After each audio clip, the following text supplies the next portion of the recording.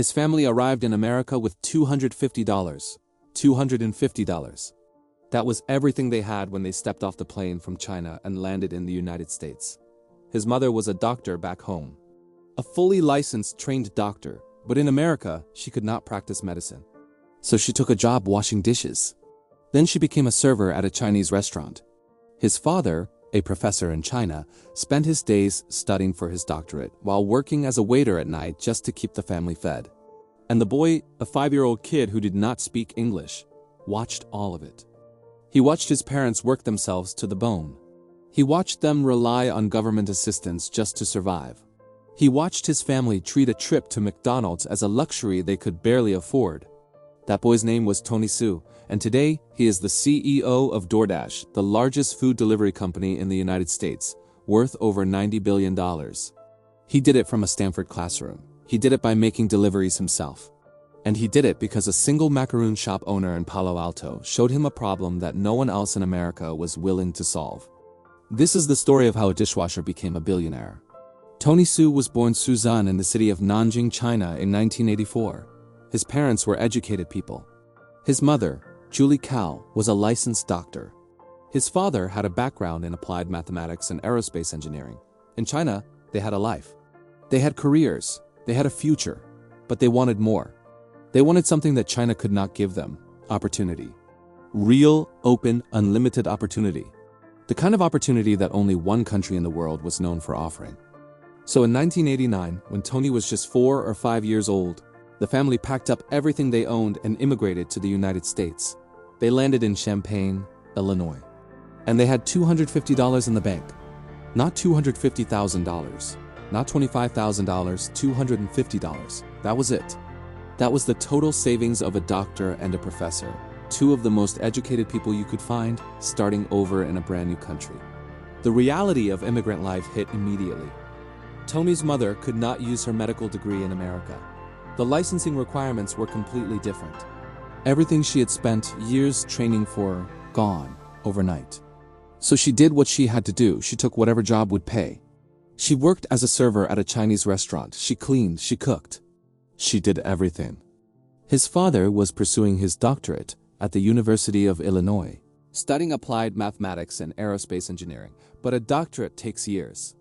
And while he was studying, someone had to bring in money, so he worked as a waiter. A full-time student by day, a waiter by night.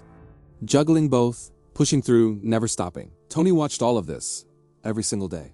He watched two highly educated, incredibly capable people reduced to the most basic jobs in America. Not because they were not good enough, but because the system did not give them a chance. And he remembered it. Growing up in Champaign, Illinois as a Chinese immigrant kid was not easy. Tony did not speak English when he arrived. He had to learn the language from scratch, not from a classroom, but from television. He watched basketball religiously.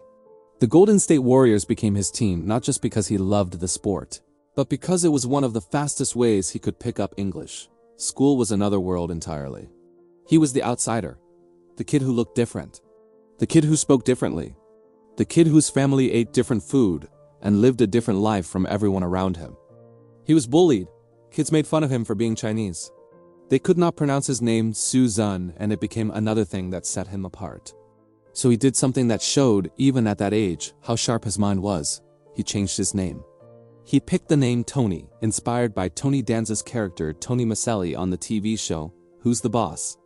It was a name that anyone in America could pronounce, a name that fit in, a name that let him move through the world without that constant barrier. It was a small thing. But it was also the first sign that Tony Su understood something most people never figure out: how to adapt. How to take what you are given and quietly, strategically, turn it into an advantage. At home, things were tight. The family relied on federal assistance programs just to get by. Groceries were rationed, money was counted and recounted. And going out to eat, even somewhere as basic as McDonald's, was not something this family did casually. It was a treat, a rare one. But Tony was not sitting around feeling sorry for himself. He was working. As a teenager, he washed dishes at his mother's restaurant. It was not glamorous work. It was hot, loud, and exhausting. But it gave him something that no classroom ever could. He saw the inside of how a food business actually runs. He saw the chaos, He saw the orders piling up. He saw how hard it was for small restaurants to get food out the door and into the hands of customers. He also started a lawn mowing business on the side. He even worked as a delivery driver for Domino's Pizza. Every single one of these jobs was teaching him something. And years later, when he built DoorDash, he would look back and say that washing dishes was one of the most important experiences of his entire life. Tony Hsu was smart. Quietly, intensely smart. He earned his way into the University of California, Berkeley, one of the most prestigious public universities in the country. He studied industrial engineering. He graduated. And then he kept going. He got into Stanford Graduate School of Business, one of the most elite business programs on the planet. An MBA from Stanford is not something you stumble into. You earn it. And Tony earned it. While he was at Stanford, he also worked. He interned at Square, the payment technology company founded by Jack Dorsey. He worked at McKinsey & Company as a business analyst, one of the most competitive consulting firms in the world. He did corporate strategy work at eBay and PayPal. He was building his skills. He was building his network. He was learning how businesses work, how technology works, how money moves.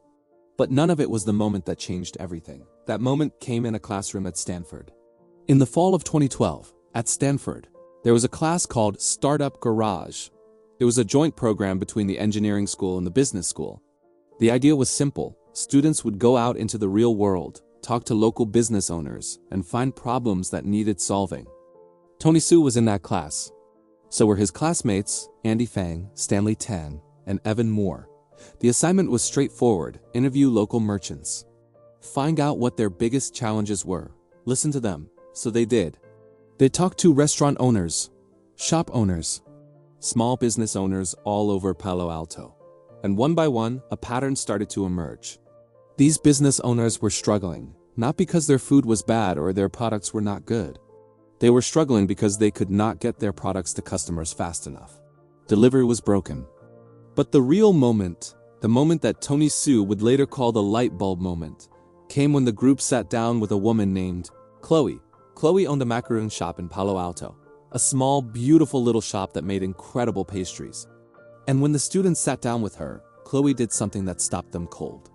She pulled out a binder, a thick, overstuffed binder full of delivery orders. Orders that people had called in, orders that customers wanted. Orders that Chloe wanted to fill, desperately wanted to fill, but could not because she had no drivers. No way to get the macaroons from her shop to people's homes. She was losing money every single day. Not because nobody wanted her product, because she had no way to deliver it.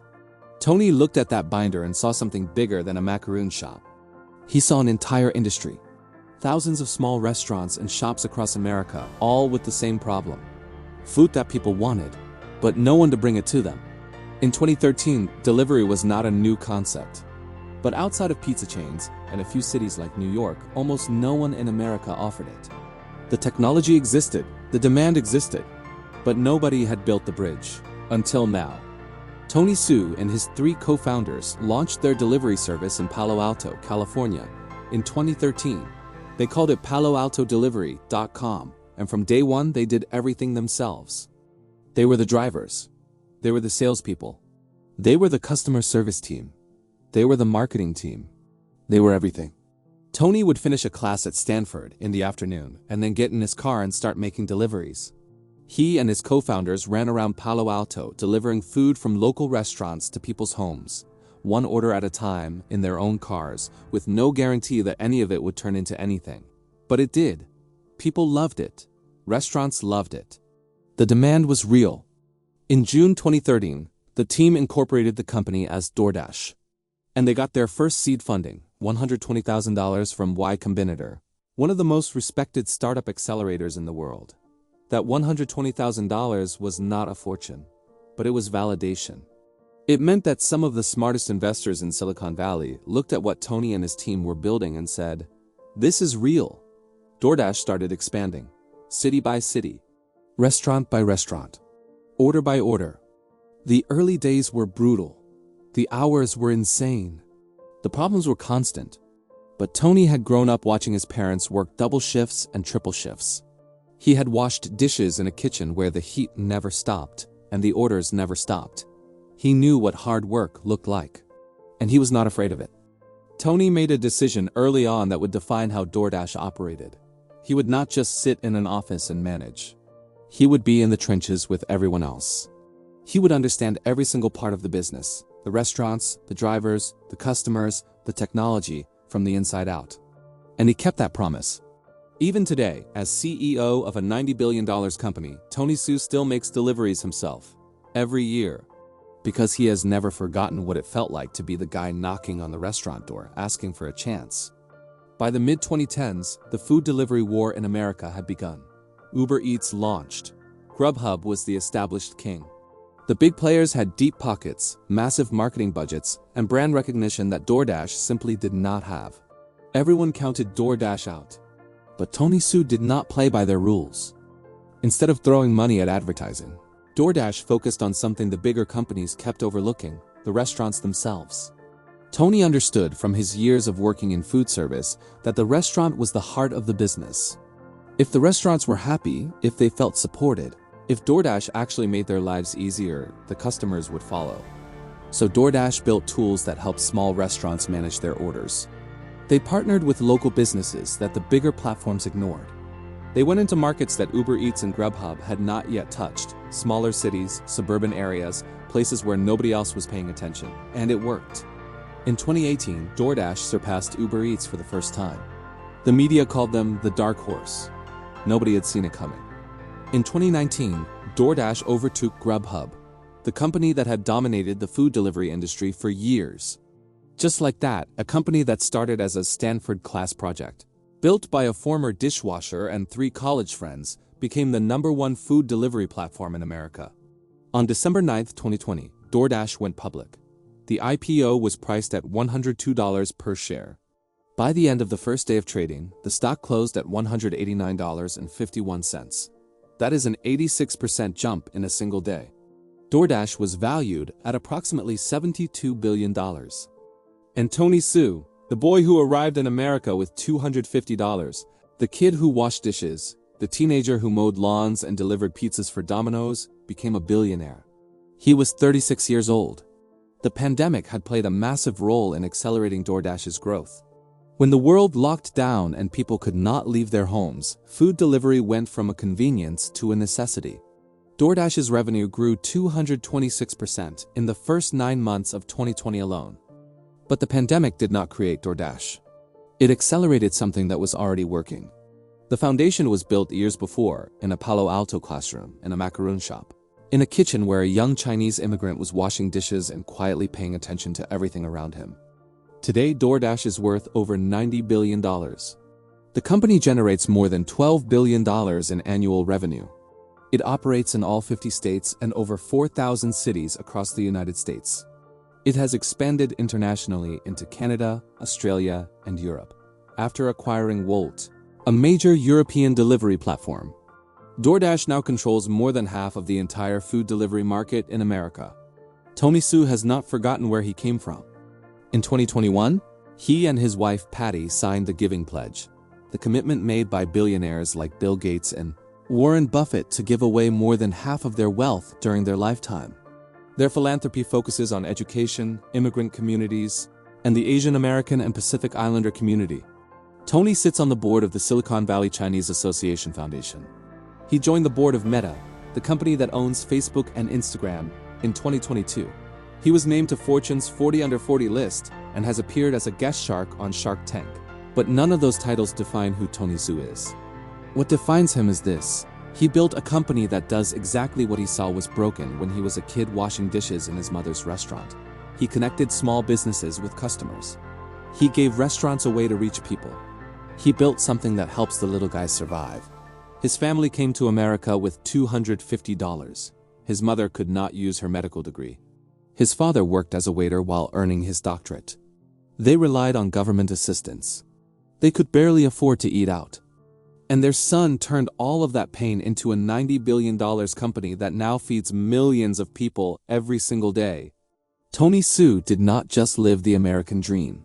He built it for everyone else.